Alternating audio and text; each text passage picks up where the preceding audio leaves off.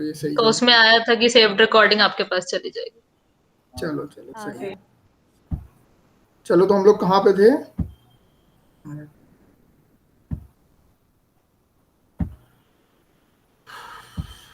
चलो अभी हम लोग इफेक्टिव कवर और यहाँ तक हो गया था, पीछे से थोड़ा बताना है। ये सब हो गया था, बी डी ये सब हो गया था, सर आप यही बता रहे थे, उसके है ना? बाद पॉज हो गया था। इफेक्टिव कवर और क्लियर कवर क्लियर हुआ था अभी नहीं हुआ था, नहीं हुआ था। है ना? तो देखो इफेक्टिव कवर कहां से होगा? Centre from the reinforcement, reinforcement के सेंटर से जो नीचे बॉटम ऑफ द फाइबर तक जाएगा that is known as effective cover, ठीक है। और जो स्टील बार्स हैं, बार्स के नीचे से जो नीचे तक जाएगा दैट इज क्लियर कवर। समझ में आया? हाँ सर। एक है बार के सेंटर से, बार के सेंटर से जो बॉटम फाइबर तक जाएगा दैट इज इफेक्टिव कवर, और जो स्टील बार्स का एंड से, एंड के बाहर से जो जाएगा that is clear cover. Clear है? Yes sir.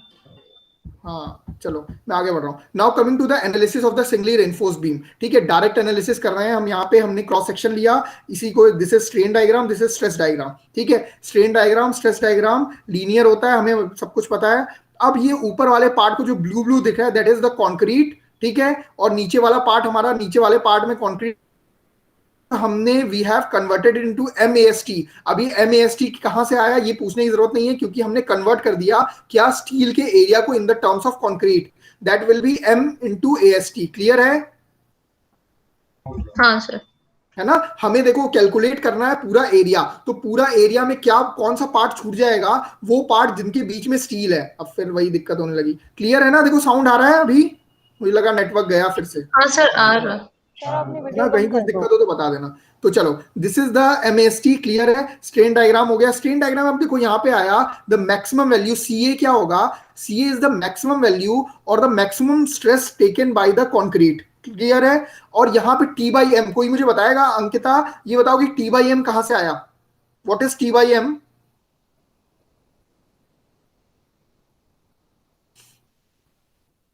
मैं बता रहा हूँ।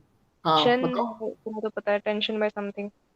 बिल्कुल, जो टेंशन में जो स्ट्रेस आएगी that will B divide by the M and the area will be multiplied by the, देखो इन टर्म्स ऑफ कंक्रीट अब ये फिगर बना रहे हैं, इन टर्म्स ऑफ कंक्रीट जब हम देख रहे हैं तो we will convert all the things of the steel into the concrete. तो एरिया को तो हमने कन्वर्ट कर दिया M into AST, और स्ट्रेस को कैसे कन्वर्ट करोगे? We will divide it by the modular ratio. Clear है?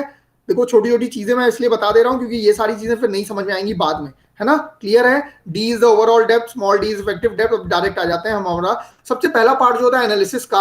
अब देखो एनालिसिस में न्यूमेरिकल थोड़ा सा आएगा, तो एनालिसिस में सबसे पहला part is what is the actual depth of the neutral axis. अब मैंने तो आपको बता दिया कि न्यूट्रल एक्सिस जा रही है, लेकिन हमें निकालना तो पड़ेगा ना कि न्यूट्रल एक्सिस की डेप्थ कितनी है। तो actual depth of the neutral axis we have to calculate it. अब कैसे कैलकुलेट करोगे? आप न्यूट्रल एक्सिस के अराउंड मोमेंट ले लो। अब याद करो बेंडिंग मोमेंट में मैं मोमेंट लेना सिखाता था ना, अब इसका यूज आएगा कैसे मोमेंट लेते हैं। तो मोमेंट लेने के लिए मैंने हमेशा बताया क्या करो, मोमेंट लेने के लिए कृतिका को बताता था मैं, उस लाइन पे खड़े हो जाओ, ठीक है। उस लाइन पे खड़े हो गए तो न्यूट्रल एक्सिस का मोमेंट लेना है, तो न्यूट्रल एक्सिस पे खड़ी हो गई कृतिका, ठीक है। कृतिका खड़ी होगी न्यूट्रल एक्सिस पे, तो उसे ऊपर की तरफ क्या दिख रहा है? कंक्रीट दिख रहा है, और नीचे की तरफ क्या दिख रहा है कृतिका?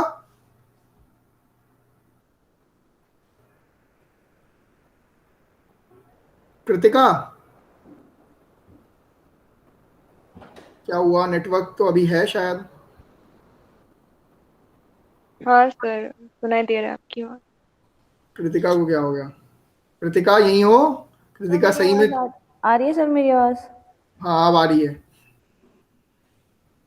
यस सर, क्या कह रहे थे आप? मैं ये बोल रहा था कृतिका न्यूट्रल एक्सिस पे खड़ी हो गई, अब उसको ऊपर तो कंक्रीट दिख रहा है, नीचे क्या दिखाई दे रहा है? स्टील। पक्का? हाँ। हाँ दिख तो रहा है स्टील, लेकिन in terms of concrete convert करना पड़ेगा। We have to equate the moment, ठीक है। इक्वेट करना है तो वहां पे हमें इसको कन्वर्ट करना पड़ेगा इन द टर्म्स ऑफ क्या? कंक्रीट। क्लियर? दिखाई देगा स्टील लेकिन इन टर्म्स ऑफ कंक्रीट दिखाई देगा, ठीक है। तो it is the depth of the neutral axis which divides the overall section in compression and tension zone. मैं यही बताया था मैंने, न्यूट्रल एक्सिस क्या डिवाइड कर रही है? ऊपर कंप्रेशन, नीचे tension. Clear? It is the depth that tells overall failure is due to the concrete और स्टील और बोथ, ठीक है। ये एक डेप्थ है जो कि बता रही है कि फेलियर कहां कहां हो सकता है, ठीक है। मतलब जनरल जो फेलियर होगा कंक्रीट और स्टील के कारण या दोनों के कारण जो फेलियर होगा उसके बारे में बताएगा न्यूट्रल एक्सिस, ठीक है, it is the depth of the neutral axis which may be calculated by equating the moment of area of the compression and the tension. अब देखो रटने वाली चीज नहीं है, आप पेन कॉपी लेके बैठे होगे तो यह पेन कॉपी रहने दो। ऊपर का एरिया क्या आएगा मेरे को ये बताएगा, what should be the area of compression zone. Compression zone का एरिया मुझे फटाफट से कौन निकाल के बताएगा? देखो एक बार मैं एक्सप्लेन कर दे रहा हूं, बाकी आप खुद से पढ़ना तो समझ में आएगा। अगर हम actual depth of the neutral axis को एक्स से ले रहे हो, ये वाली डिस्टेंस को एक्स से ले रहे हो, तो ऊपर वाले एल होता है, तो रेक्टेंगल है तो B into X A, B into X is the area of compression zone. इसी तरह नीचे वाले जोन का एरिया क्या हो जाएगा? नीचे वाले जोन का कोई एरिया बताएगा मुझे फटाफट से? सर फिर से बताओ, बहुत फास्ट हो गए ये वाला। बहुत फास्ट हो गए। ऊपर वाला जो एरिया आया, जैसे कृतिका यहाँ पे खड़ी है, ठीक है, यहाँ से खड़ी है, तो मुझे ऊपर दिखाई दे रहा है concrete, that is compression zone. तो कंप्रेशन जोन का एरिया मैं पूछ रहा हूँ, तो एरिया कितना होगा कंप्रेशन जोन का? रेक्टेंगल है, तो रेक्टेंगल का एरिया कितना होता है? That is length into width. Length into width is be multiplied by X A. This is the area of compression zone. Clear? हाँ सर। अब मुझे नीचे वाले का एरिया कौन बताएगा? Sir D minus X sir, A into D. हाँ, B into D minus X से, कैपिटल डी माइनस एक्स से, multiplied by B. B B. Very good. और कोई कुछ बताएगा? अंकिता ट्राई करना चाहो? तो बोल चुके तो हम। दोनों सही हैं, वेरी गुड। अब मेरी बात बताओ, ये किसका एरिया निकाल रहा हूं मैं? किसका एरिया मैंने पूछा? न्यूट्रल एक्सिस के नीचे वाले एरिया। हाँ, हाँ, मैं किसका एरिया? किस चीज का? कृतिका का, अंकिता का, या हर्षिता का?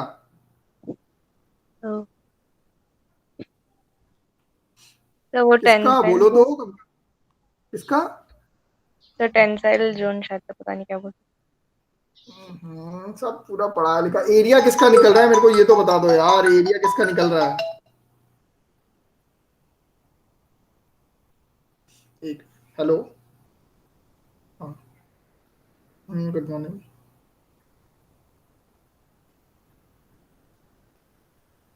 चलो ठीक है, चलो मेरी क्लास थी ना। जल्दी फटाफट, अभी तो थोड़ा दिमाग लगा लिया होता।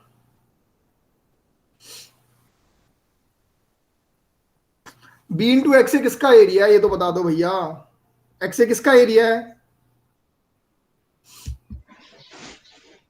Sir, B into A compression का area, sorry, B into X A compression वाले पार्ट का हाँ, एरिया। कंप्रेशन वाला पार्ट किस चीज का क्या है? किस चीज का एरिया ले रहे हैं?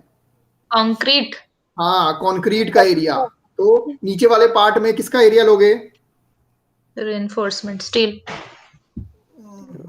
मैंने क्या बोला? पूरा फिगर हमने किसके टर्म्स में बना लिया? We have converted concrete. Concrete steel का, ठीक है, लेकिन इन तो नीचे वाला कंक्रीट का एरिया अब कितना होगा? अब इतना बता दो मुझे।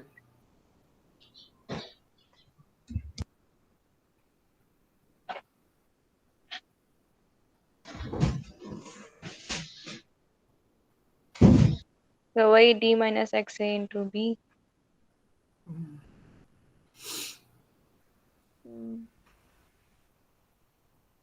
मैं कौन से फ्लोर पे हूँ? मैं कूद जाऊं क्या एक बार? नहीं, sir D minus X into B, छोटे वाला डी। अब देखो अगर सही होता तो मैं एक बार में बोल देता, है ना? सर बड़े सर वाला आप डी। समझ नहीं आ रहे सर, आप क्या पूछ रहे हो हम तो। यार नीचे वाले में कंक्रीट का एजम्पशन याद करो, एजम्पशन पे ले जाऊं फिर से।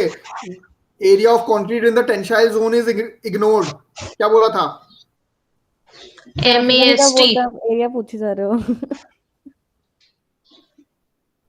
यहाँ सामने लिखा हुआ है तब भी तुम लोग दिमाग नहीं सर, लगाते। बोल तो रही हूँ MAST। हाँ, क्यों MAST हर्षिता बताओ? टेंसाइल का इग्नोर कर दिया और हम लोग ने उसको स्टील को कंक्रीट के फॉर्म में कन्वर्ट किया था, तो बताओ, मतलब ये कोई अलग से चीज है? ये ऊपर से पढ़ाते हुए आ रहा हूं मैं, इतना तो आप लोग से एक्सपेक्ट किया जाएगा ना कि बताओगे। हैं? बताओ। न्यूट्रल एक्सिस के ऊपर एरिया दिखेगा बी इंटू एक्स ए, नीचे वाला एरिया दिखेगा that is M into S T D minus X A. Clear? इसमें कोई दूसरा साइंस तो है नहीं। आवाज आ रही है? Yes sir. हाँ सर। ठीक, बताएगी कृतिका, बताएगी ऊपर वाले पार्ट को अगर मोमेंट लेना है तो मोमेंट के लिए क्या करते हैं? What do you mean by moment? Sir मुझे सच में नहीं याद। हाँ नहीं याद, ये चीज अच्छी लगी मुझे कि भैया एक बार में बोल दो नहीं याद, ये नहीं कि 5 मिनट लोगे। अंकिता बताओगी कुछ? हाँ शायद पता। Sir force into perpendicular distance होता है, उतना पता बताओ है जल्दी, तो। Force into permanent distance. अब मुझे थ्योरेटिकल नहीं सुनना रहता है, आंसर बताओ। ये तो मुझे भी पता है, फोर्स इंटू परमानेंट डिस्टेंस।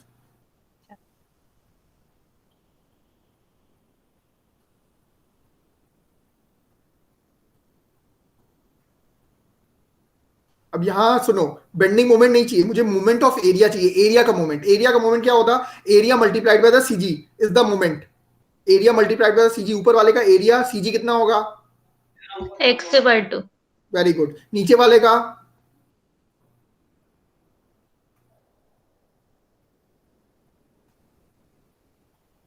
नहीं, मेरे को ये नहीं समझ में आया था। नीचे वाले का मुझे एरिया किस किस ने निकाल के बताया था? D minus X A. ये D minus X A multiplied by M A S T, ये एरिया कैसे आया? ये तो कोई बताएगा? बताया नहीं मुझे। ये तीनों ने मुझे बता दिया था, D minus X into M into A S T, ये एरिया है नीचे वाले का। नीचे वाले का एरिया सिर्फ है M into A S T बस। सिर्फ m/ast बोला था। हाँ हाँ, M into A S T सिर्फ एरिया है। ठीक है, नहीं पहले तो मुझे डी माइनस एक्स ए और ये सब मतलब पहले जो बता रहे थे, जब डी माइनस एक्स से हमारा क्या है? That is the distance from the neutral axis. Neutral axis से वो डिस्टेंस है ना? तो this is known as CG. ये हो जाएगा सीजी नीचे वाले पार्ट का, और ऊपर वाले पार्ट का एक्स ए बाई टू। तो यहाँ पे साइड में फिगर लिखा वो लिखा हुआ है numerically, B into X A multiplied by X A by two equal to M into S T D minus X A. This is what? Moment of area. इस मोमेंट ऑफ एरिया की मदद से आप क्या निकाल लोगे? You will find out the actual depth of the neutral axis. अब आपके पास actual depth of the neutral axis आ गई, एक्सए की वैल्यू। अब ये एक्सए की वैल्यू डिसाइड करेगी वेदर आवर आपका सेक्शन अंडर रेनफोर्स्ड है, ओवर रेनफोर्स्ड है, या बैलेंस सेक्शन है। बैलेंस सेक्शन का मतलब क्या है? जो कि ऊपर वाला पार्ट बराबर नीचे वाला पार्ट है ना। Compression zone is equal to tension zone. Compression zone ज्यादा होगा if the it is over reinforced, और एक्सए की डेप्थ पे डिपेंड कर रहा है सारी चीजें। ठीक है, लेकिन अब एक्चुअल डेप्थ, एक और चीज, एक और डेप्थ आनी चाहिए, दैट इज क्रिटिकल डेप्थ। ठीक है, एक तो हो गई एक्चुअल डेप्थ। जब आप बीम डिजाइन कर रहे होगे या एनालिसिस कर रहे होगे तो आपको एक मिलेगी depth, that is actual depth, जो कि इस फॉर्मूले से मिल जाएगी डायरेक्ट, है ना। डायरेक्ट आप मोमेंट ऑफ एरिया को इक्वेट करोगे तो डायरेक्ट, ये फॉर्मूला याद करने की जरूरत नहीं है। आप डायरेक्ट मोमेंट निकालना आता है तो मोमेंट निकाला, एरिया निकाला, मल्टीप्लाइड बाई सीजी कर दिया तो डायरेक्ट हो जाएगा। या फिर ये फॉर्मूला याद कर लो, that will be C A by X A equal to T by M D minus X A. ठीक है, ये डायरेक्ट मतलब फॉर्मूला सॉल्व करके ये निकाला गया है। ठीक है, क्लियर है? यहाँ पे फॉर्मूले में कुछ पूछना है?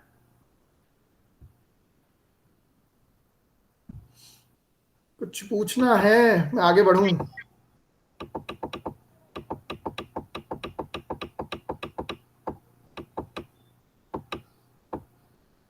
पहला स्टेप क्लियर हो गया, that is what the actual depth of the neutral axis. Now we are coming to the critical depth of the neutral axis. अब क्रिटिकल डेप्थ क्या होती है? Critical depth of the neutral axis is the depth when the steel and concrete fail simultaneously at that time overall structure fails. Simple सी बात है, maximum limit. आप किसी भी चीज की मैक्सिमम लिमिट तो पता करोगे ना कि स्टील ये मैक्सिमम लिमिट तक जाएगा या कंक्रीट हमारा मैक्सिमम लिमिट तक जाएगा। मैक्सिमम लिमिट को क्या बोलते हैं? Permissible stress. ठीक है, तो क्रिटिकल डेप्थ वो है जहां पे स्टील और कंक्रीट दोनों एक साथ फेल कर जाए। ठीक है, मतलब कि कहने का मतलब स्टील भी अपनी मैक्सिमम लिमिट पे चला गया और कंक्रीट भी अपनी मैक्सिमम लिमिट पे चला गया। That depth is known as critical depth. ठीक है, क्लियर? हाँ सर। हाँ मतलब कहने का मतलब है इस डेप्थ पे, this is the depth in which the variation can not be exist, therefore it is also called as ideal depth of the neutral axis. कहने का मतलब है जिस डेप्थ पे आपका वेरिएशन मतलब in which the variation can not exist, मतलब variation कोई चेंज ही ना हो। ठीक है, मतलब उसके बाद कोई चेंज आप कर ही ना सको। न्यूट्रल एक्सिस क्लियर है? अब आ जाते हैं क्रिटिकल डेप्थ पे। ठीक है, फिगर के साथ देखेंगे। अब मुझसे पूछो क्रिटिकल डेप्थ और एक्चुअल डेप्थ में डिफरेंस क्या होगा? कोई बताएगा?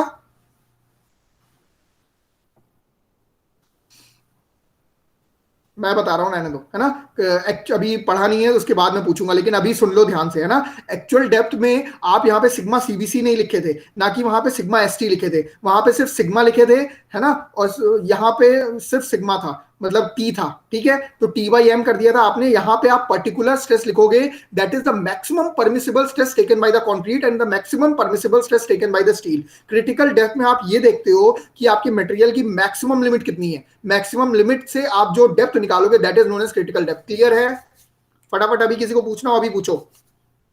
सर एक बार फिर से प्लीज। फिर से, हाँ चलो धीरे धीरे, हाँ देखो एक बार, दो बार, 10 बार मैं रिपीट करूंगा, लेकिन क्लियर होना चाहिए कंसेप्ट, ठीक है। देखो अब तक हमने एक्चुअल डेप्थ की जो बात की थी उसमें हम सिंपल सिग्मा लिखा या टी लिखा, ठीक है। Sigma is the stress in the steel और stress in concrete and T is stress in steel, ठीक है। टी बाई एम जो हमने लिखा था, ठीक है। तो हमारा कहने का मतलब क्या था, एक्चुअल डेप्थ जब आती है, कोई पर्टिकुलर स्ट्रेस आया, कोई पर्टिकुलर स्ट्रेस स्टील में आया या कंक्रीट में आया, उसके कारण जो भी हम डेप्थ निकालेंगे वो एक्चुअल जो हमारी मतलब बीम बननी चाहिए उसकी डेप्थ होगी। लेकिन हमारा एक मटेरियल हमारा तो फिक्स है, स्टील फिक्स है और कंक्रीट फिक्स है। कंक्रीट है तो M20 का होगा या तो स्टील Fe415 का होगा। तो कहने का मतलब है कि ये अपनी maximum limit M20 maximum limit कितने तक जाएगा, 20 तक ही तो जाएगा, और हमारा स्टील जो जाएगा 415 तक ही जाएगा। ये बात अलग है कि वर्किंग स्ट्रेस मेथड में हम वो स्ट्रेस को भी कम कर देंगे। हम अपने 20 का जो है 20 को हम कितना ले रहे थे, 7 ले रहे थे, तो 7 is the maximum value, that is known as sigma CBC, that is the permissible stress in concrete. Clear.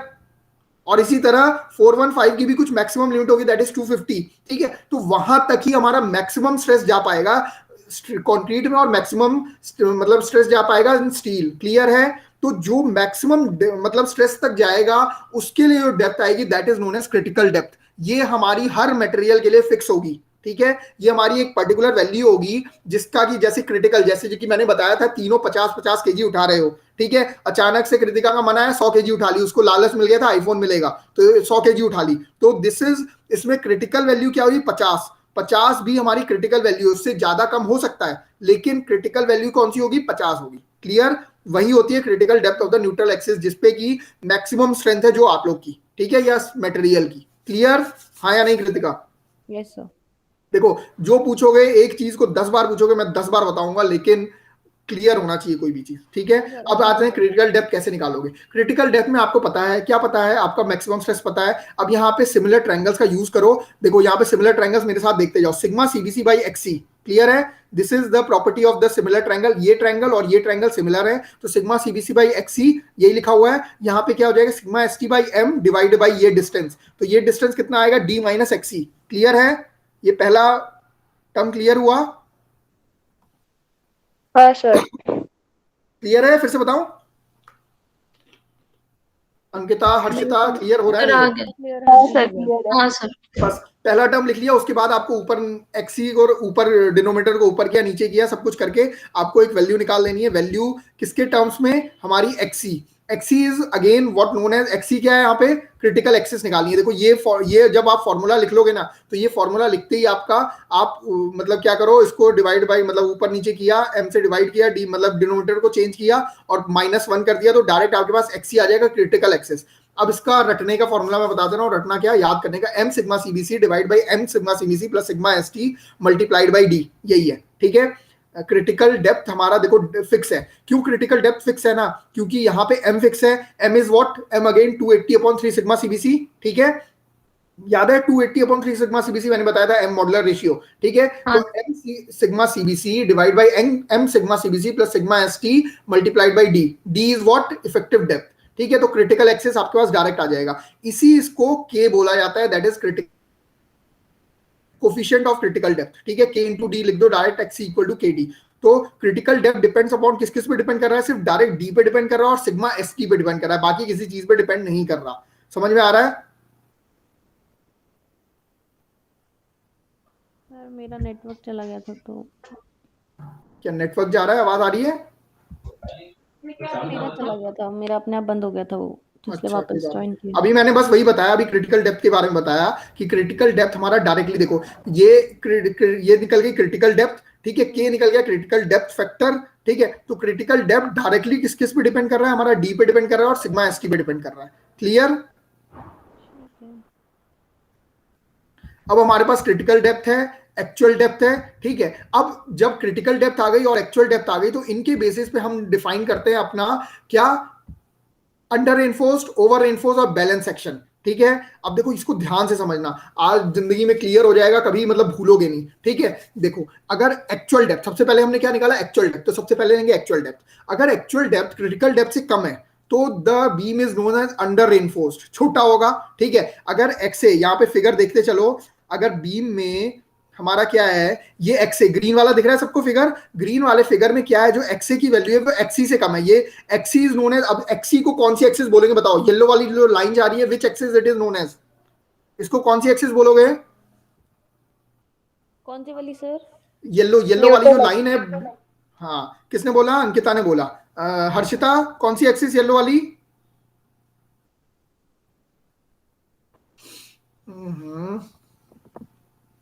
Kritika आप बताओ।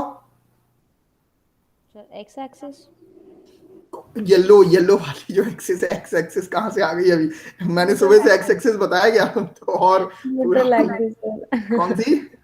Neutral axis. हर्षिता, हर्षिता हाँ कहाँ सर, से? Neutral axis. तीनों के तीनों गलत हो। अब जब मैं क्यों? बता रहा हूँ एक्सिस क्रिटिकल डेप्थ, तो हमारी कौन सी एक्सिस होगी? Critical axis. ठीक है, हाँ सर ठीक।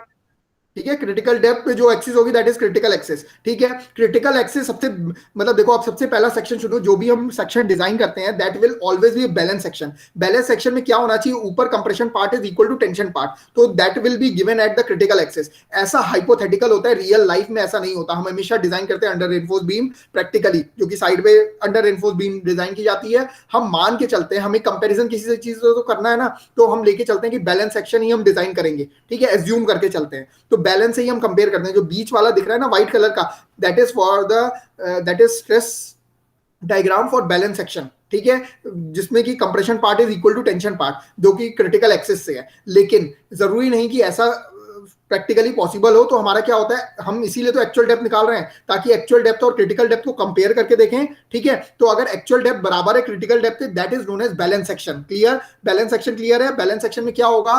The maximum stress that is coming to your material that will be always equal to the permissible value of the stress. ठीक है, ऐसा ही कंक्रीट में भी होगा और स्टील में भी होगा। Clear? This is the case for balance section. ठीक है, जो ग्रीन कलर का ऊपर से लिखा हुआ है बैलेंस केस का पूरा है, C A is equal to sigma CBC, T by M is equal to sigma S T by M. ठीक है, यहाँ पे टी टेंशन से जो आ रहा था वही सिग्मा एस टी के परमिसिबल के बराबर हो जाता है। लेकिन अगर केस ऐसा अराइज हो जाए कि एक्स ए की वैल्यू एक्सी से कम हो जाए, that is the case of our under reinforce section. Under reinforce section का मतलब क्या है? रेनफोर्समेंट कम है। रेनफोर्समेंट कम है तो मुझे फटाफट से कोई बताएगा, पहले मैं ये चीज क्लियर कर दे रहा हूँ, मतलब कि अंडर रेनफोर्स सेक्शन, पहले तो मैं बता दे रहा हूं अंडर रेनफोर्स ओवर रेनफोर्स दोनों, फिर आप कंपैरिजन करना। अंडर रेनफोर्स के सेक्शन में क्या होगा? Actual depth is less than critical depth. ठीक है, तो कहने का मतलब क्या है?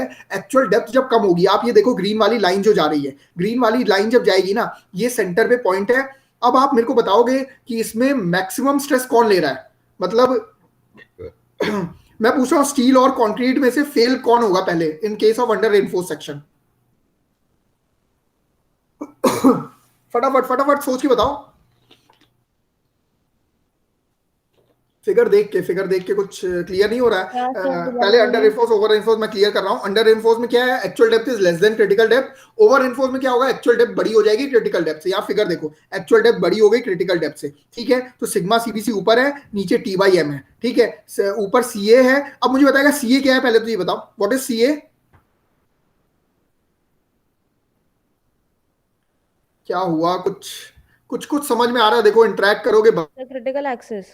चीज नहीं आई तो फिर मतलब क्लियर होगा कि हाँ पढ़ाने का कोई यूज हो रहा है नहीं हो रहा है। फटाफट से बताओ, सी ए, सिग्मा सीबीसी और टी और सिग्मा एस टी सब क्या है? कोई बताएगा या बताऊं मैं एक बार? सर सी ए क्या क्रिटिकल एक्सिस है? सी ए कहाँ लिखा है कृतिका? सी ए कहाँ पे लिखा है? सर ऊपर ये सर कंप्रेशन, ये कौन सा डायग्राम है ये बता दो चलो। सर देखो बीम का क्रॉस सेक्शन। बिल्कुल, बीम का क्रॉस सेक्शन हमारा लेफ्ट वाला है। राइट साइड में 3 फिगर बने हैं, वो किस चीज के फिगर हैं कृतिका?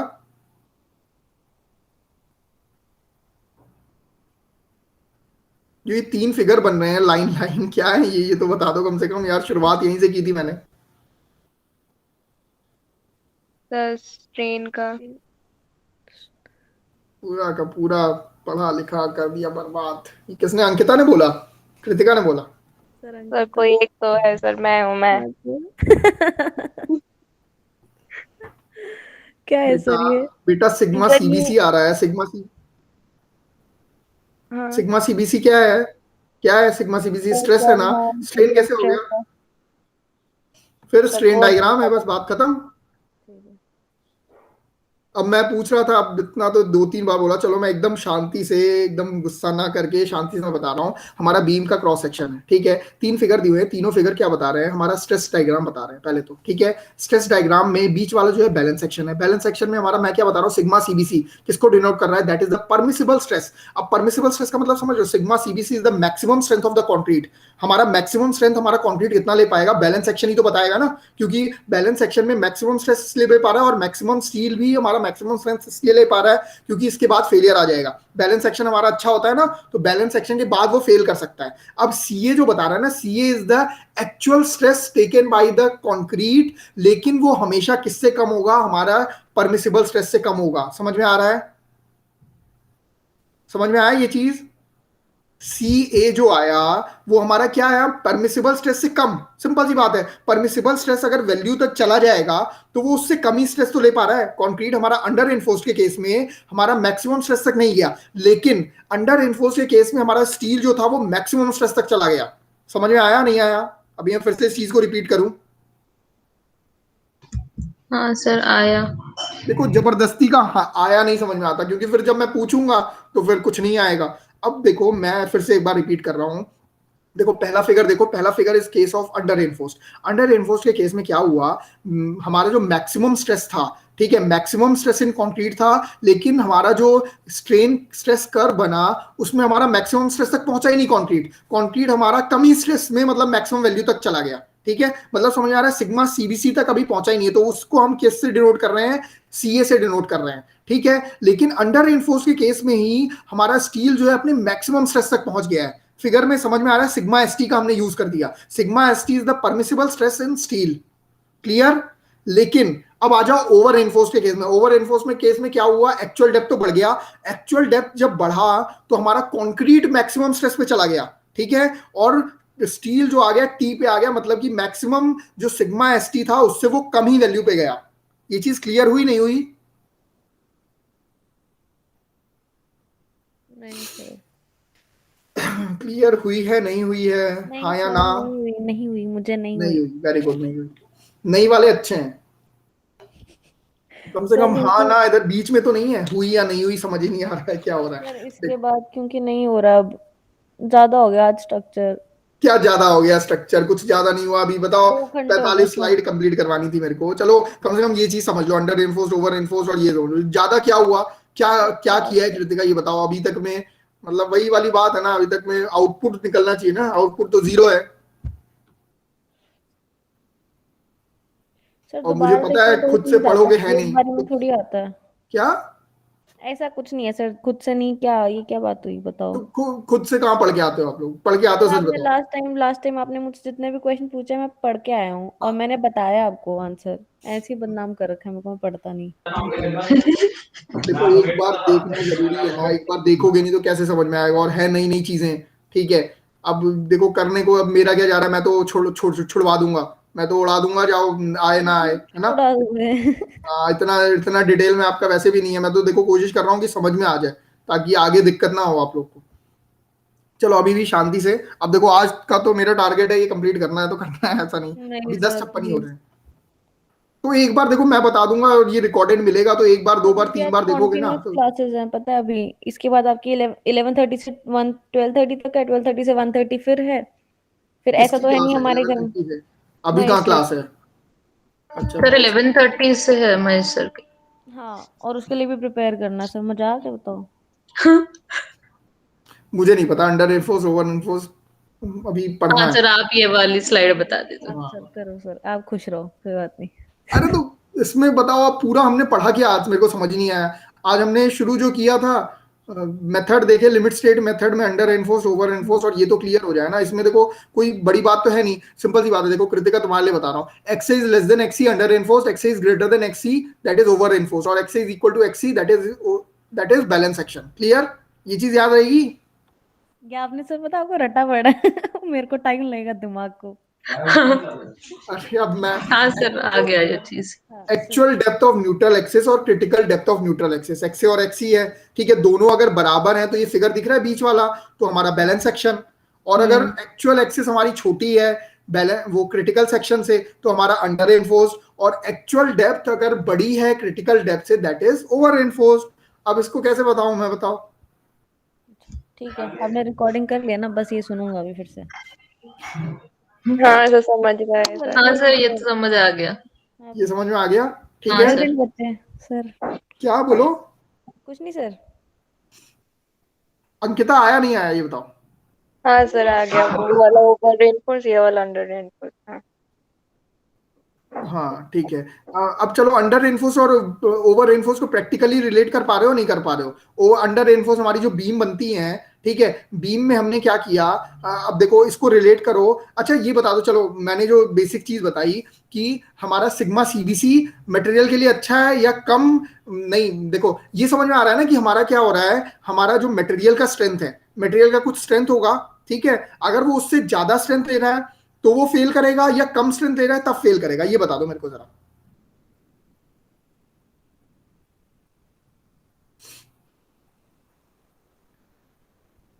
तो ये कम चीज को स्ट्रेंथ लेंगे रिलेट तो कर फेल पा, करेगा। क्या सर? हाँ चलो कृतिका देखो ये रिलेट कर पा रहे हो कि नहीं, हमारा जो मटेरियल में जो स्ट्रेंथ आ रहा है वो चलो मैं आपसे पूछूं कि आपको मतलब सेक्शन डिजाइन करने के लिए दे देगा तो आप अंडर रेनफोर्स करोगे या क्या बोलते हैं ओवर रेनफोर्स करोगे या बैलेंस सेक्शन करोगे, कौन सा करोगे? Sir balance section. Very good. Kritika, sorry Ankita. हाँ सर बैलेंस ठीक करना चाहिए आई गेस, लेकिन वो डिपेंड करेगा उसके स्ट्रक्चर के ऊपर। हाँ Harshita.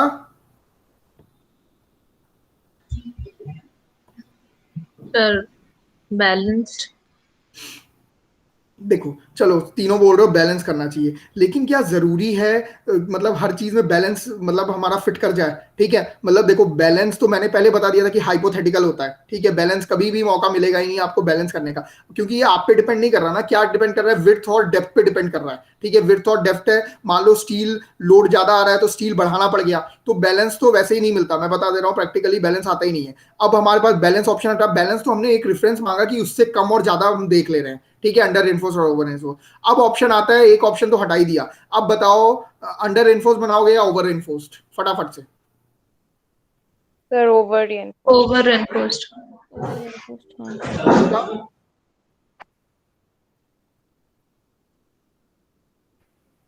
Kritika sir over reinforced. यार कुछ तो अलग बोलती तब तो मैं तुम्हारी तारीफ करता, पता है, दोनों ने तो बोला ही था, अब देखो गलत तो गलत होगा ही होगा, बोल देने में क्या जा रहा था। चलो कोई बात नहीं, तीनों का गलत है ओवर एनफोर्स्ड। यार ओवर एनफोर्स्ड क्यों बनाओगे, ओवर एनफोर्स्ड के फिगर में देख के कुछ समझ में आ रहा है? अच्छा चलो बेसिक, चलो कृतिका, कृतिका ये बता दो, मुझे पूरी उम्मीद है तुम बताओगी इसका आंसर, ठीक है, मैं ये पूछ रहा हूँ ओवर एनफोर्स्ड में फेलियर क्या हो रहा है, फेल क्या होगा ये बताओ, मतलब अब तो समझ में आ गया ना, हम लोग पूरे सुबह से यही पढ़ रहे हैं कंक्रीट और स्टील, ठीक है, तो अब मैं ऑप्शन भी दे दे रहा हूँ, दो ही ऑप्शन है, देखो क्या पता तुक्का सही हो जाए, है ना, तो मेरे को ये बताओगी कि कंक्रीट फेल करेगा या स्टील फेल करेगा, फटाफट से। किसमें? ओवर रेनफोर्स्ड में? हाँ कंक्रीट। तुक्का मारा या सही में? तुक्का मारा है। नहीं सही में। सही में, तो रीजन बताओ क्यों। सर उसमें कैसे बोलूं? यार सही बोला है, कम से कम लाज तो रख लो कि हाँ तारीफ कर दूं मैं। सर आप बोलोगे क्या फुद्दू सा आंसर दिया है मतलब, तो इसलिए मैं कुछ अच्छा वर्डिंग्स नहीं मिल रहे हैं, लेकिन हाँ सर क्या पता कैसे बोलूं यार, वही ना सर, फिगर आंसर फिगर पता है लेकिन मेरे को फिगर मैं से रिलेट करो, फिगर से कुछ चीज समझ में आ रही है फिगर देख के?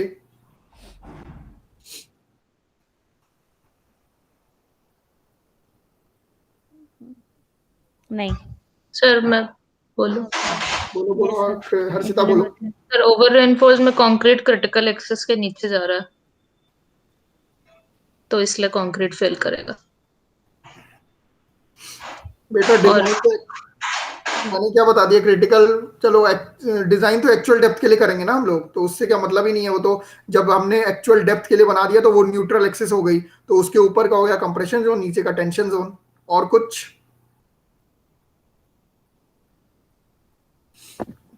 और कुछ? नहीं सर, आप बताओ। चलो ठीक है, अब मैं बता रहा हूँ, जिंदगी में ये चीज भूलना नहीं है, क्योंकि बार बार ये चीज काम आएगी, ठीक है।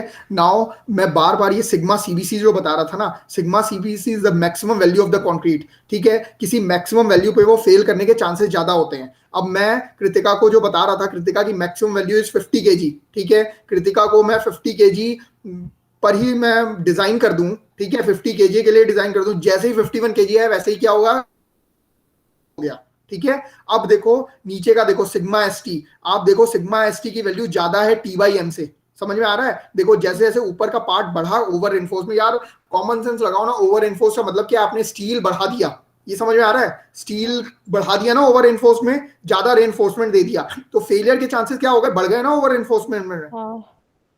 और ये भी देखो किसके चांसेस बढ़ गए, कंक्रीट अपना मैक्सिमम स्ट्रेस जा रहा है, अगर फेल होगा तो कौन सा मटेरियल फेल होगा, कौन सा होगा, कंक्रीट ही होगा। कंक्रीट होगा। कंक्रीट के में कौन सा फेलियर आता है, अब फेलियर ही नहीं पता होंगे कौन कौन से फेलियर होते हैं। अब यार पूरा फर्स्ट ईयर मटेरियल की प्रॉपर्टीज और ये सारी चीजें इसलिए तो पढ़ा के आए थे ना, कि भैया सारी चीजें पता हो।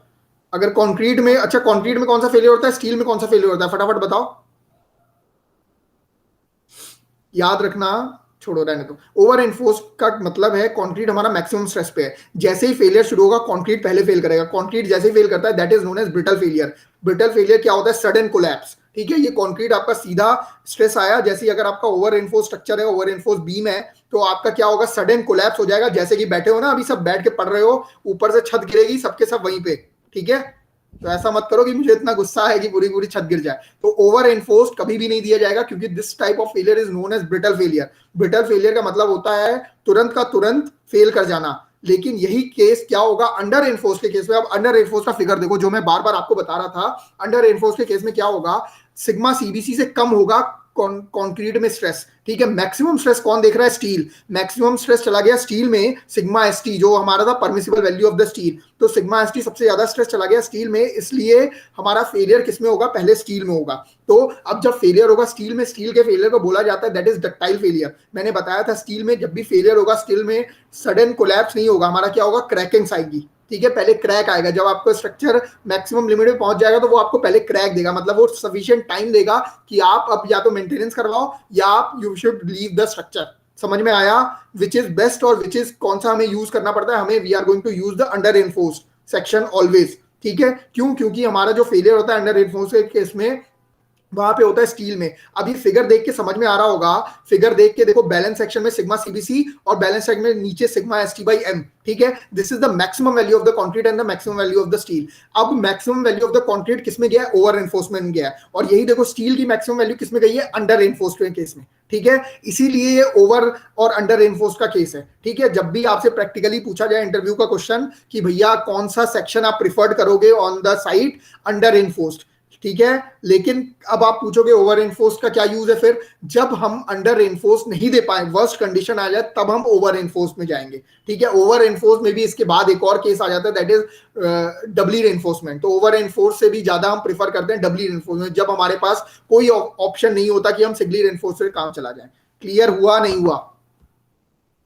अगर हाँ सर। आज कुछ भी नहीं समझ में आया, लेकिन ये अंडर एनफोर्स ओवर एनफोर्स का कंसेप्ट समझ में आ गया, तो मैं समझूंगा कि मेरा पढ़ाना सफल हुआ, ठीक है।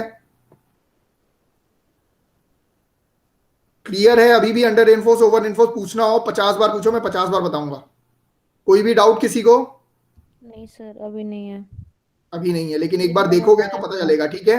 अब ये चीज बहुत बार कंफ्यूजन आता है कि अंडर एनफोर्स्ड और ओवर एनफोर्स्ड में डिफरेंस क्या क्या है, तो डिफरेंस आपके सामने है, डायरेक्ट सब कुछ लिखा हुआ है कि जो मैक्सिमम स्ट्रेस होगा, ठीक है, अंडर एनफोर्स्ड के केस में maximum stress is taken by the steel, ठीक है। तो the failure of the chances of the failure is in steel, that's why there is ductile failure, ठीक है। अंडर एनफोर्स्ड केस में ductile failure, there is brittle failure, why, because the maximum stress is taken by the concrete, ठीक है।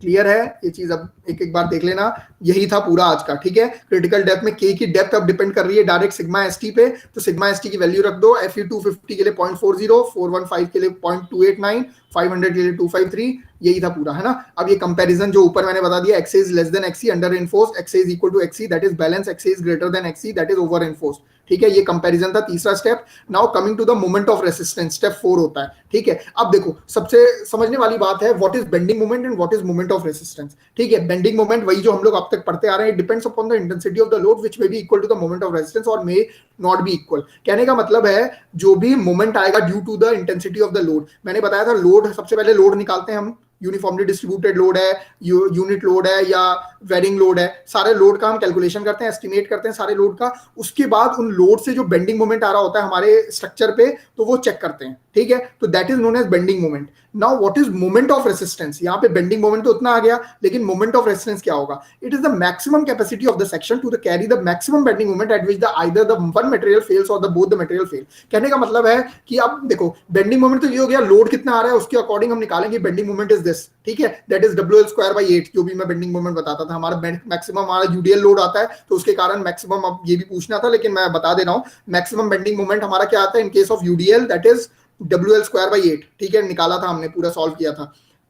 अब हम क्या कर रहे हैं, मोमेंट ऑफ रेजिस्टेंस किसे बोलेंगे कि हमने जो सेक्शन डिजाइन किया, अभी तक हम सेक्शन ले रहे थे, बी डी सब कुछ कर रहे थे, क्यों निकाल रहे थे? ताकि हम ये पता कर पाए कि हमारा जो बीम है उसका मतलब कैपेसिटी कितनी है, maximum capacity of the section, जो हमारा सेक्शन हमने डिजाइन किया उसकी मैक्सिमम कैपेसिटी कितनी है, that will be equal to compressive force into lever arm.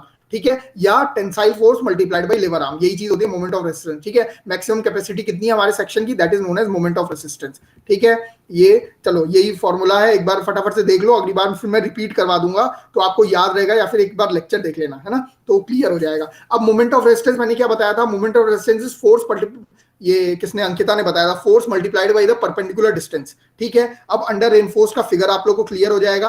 Under reinforce के केस में एक्चुअल डेप्थ क्या है, कम है हमारी न्यूट्रल एक्सिस से, ठीक है, या क्रिटिकल उससे, तो हमारा एक्स से ये हो जाएगा, तो मोमेंट ऑफ रेजिस्टेंस क्या आ जाएगा, that is C multiplied by lever arm. ठीक है, लिवर आर्म क्या बताया था, कंप्रेसिव और टेंसिंग फोर्स में, हमारा टेंशन फोर्स में जो डिस्टेंस है दैट इज नोन एज वो मोमेंट, सॉरी लिवर आर्म। ठीक है, तो कंप्रेशन फोर्स को लिवर आर्म से मल्टीप्लाई कर दो, that is moment of resistance through compression, और यही बराबर होता है टेंशन से आप लिवर आर्म को मल्टीप्लाई कर दो, तो दैट विल अगेन। अब area under the stress, area कितना है, area will be half into base into height, triangle का एरिया होता है half into CA multiplied by XA। ठीक है, तो हमारा डायरेक्ट एरिया आ जाएगा, एक मिनट सॉरी, स्ट्रेस निकालने के लिए ना देखो, ये चलो ये फॉर्मूले में बाद में बताऊंगा आप लोग को एक बार। ठीक है, बाकी आपको पता होना चाहिए मोमेंट ऑफ रेजिस्टेंस कैसे निकला, कंप्रेसिव फोर्स और लिवर आर्म को मल्टीप्लाई कर दिया तो डायरेक्ट आ गया, जैसे इसका एरिया इस, हाँ बोलो। सर सर प्लीज आज के लिए इतना ही रखें। चलो ठीक है, इनको चलो एक एक बार देख लेना, ओवर एनफोर्स्ड, अंडर एनफोर्स्ड, ठीक है, लिवर आर्म, ये सारी चीजें एक बार देख के आओगे। ठीक है, yes sir. Moment of resistance था,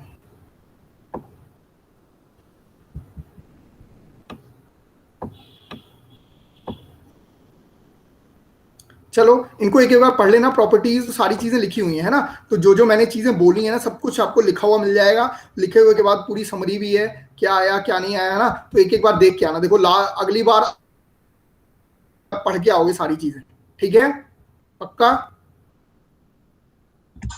हाँ सर। अब मैं ये चाहता, क्या हो गया कृतिका, फिर से कुछ दिक्कत हुई थी क्या?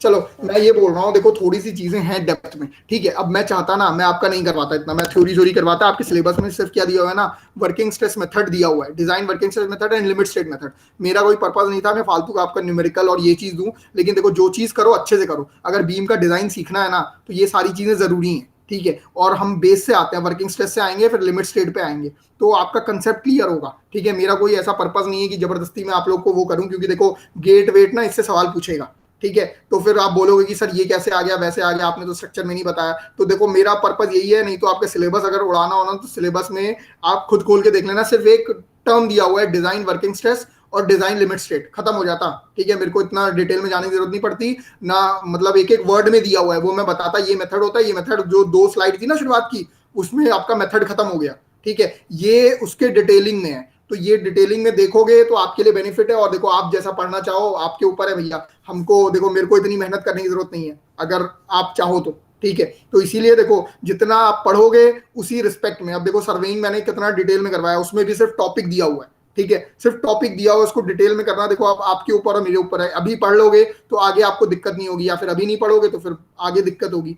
तो इसलिए क्या चीज पढ़नी है क्या चीज नहीं करनी तो वो थोड़ा सा देख लिया करो, ठीक है।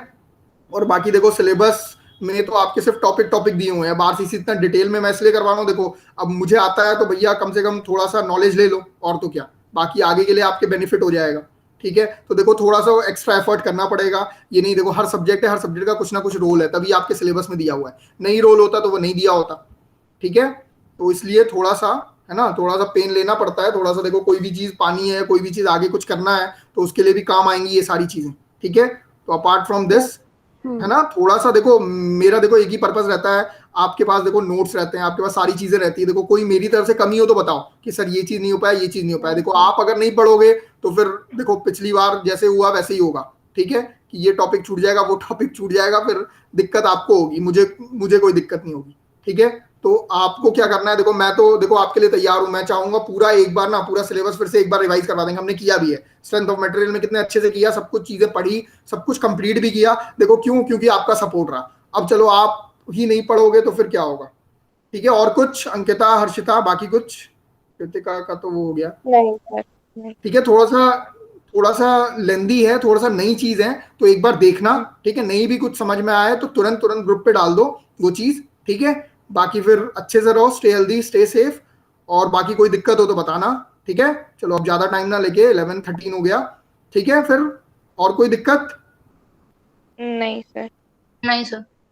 चलो स्टे हेल्दी स्टे सेफ। और चलो हर्षिता देखो सर दर्द होने के बाद भी क्लास ली पूरी, है ना, तो उसके लिए देखो ये होता है आपका डेडिकेशन आपके ऊपर है। बात देखो सर दर्द या देखो प्रॉब्लम किसी को भी हो सकती है, लेकिन प्रॉब्लम के बाद भी अपना डेडिकेशन दिखाना या कोई चीज करना तो वो ठीक है। 9:15 पे हर्षिता ने बताया, लेकिन चलो थोड़ा सा पहले बता देती ना, तो अब ये पूरा सेटअप करने में पूरा लेके मैं बैठ जाता हूँ 9 बजे, अब 9 बजे मैं फिर अब क्लास वो करूँ तो वो चीज हो जाती है, इसलिए थोड़ा सा पहले या जो भी चीज है कुछ प्रॉब्लम होती है कोई दिक्कत नहीं है, देखो प्रॉब्लम इंसान है, प्रॉब्लम हो सकती है, लेकिन फिर भी हमारा जो शेड्यूल्ड है उस शेड्यूल को मतलब फॉलो करो और अच्छे से अपना बीच में टाइम निकालो, बाकी सब्जेक्ट को भी प्रायोरिटी दो, ठीक है। चलो stay healthy stay safe, bye. Thank you sir. Oh bye bye bye bye. Bye bye bye.